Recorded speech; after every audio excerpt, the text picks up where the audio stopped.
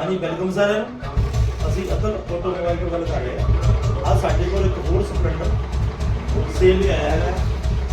Colour black blue model 2010 condition ਬਹੁਤ ਵਧੀਆ ਹੈਗੀ ਆ। ਚੱਲਿਆ ਆ 35000 ਕਿਲੋਮੀਟਰ ਦੇ ਜਿਹੜਾ ਹੈਗਾ ਜੀ ਇਹ।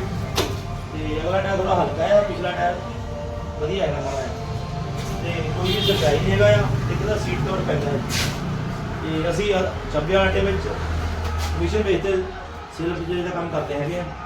ਤੇ ਜੋ ਵੀ ਵੀਰ ਲੈਣਾ ਚਾਹੁੰਦਾ ਹੈਗਾ ਸਾਡਾ ਮੋਬਾਈਲ ਨੰਬਰ ਹੈਗਾ ਆ 98424666 ਜੋ ਵੀ ਸਾਡਾ ਚੈਨਲ ਅਤਲ ਆਟੋਮੋਬਾਈਲ ਦਾ ਕੰਮ ਚੱਲਦਾ ਹੈਗਾ ਆ। ਜਿਹੜਾ ਵੀ ਵੀਰ ਪੁਰਾਣੀ ਬਾਈਕ ਨੂੰ ਲਾਈਕ ਕਰਦੇ ਹੈਗੇ ਆ ਸਾਡੇ ਮੋਬਾਈਲ ਚੈਨਲ ਨੂੰ ਵੱਧ ਤੋਂ ਵੱਧ ਸਬਸਕ੍ਰਾਈਬ ਕਰੋ, ਲਾਈਕ ਕਰੋ ਤੇ ਕਮੈਂਟ ਕਰੋ। Thank you. ਚਲੋ ਹੁਣ ਵੀਰ ਕਰੋ।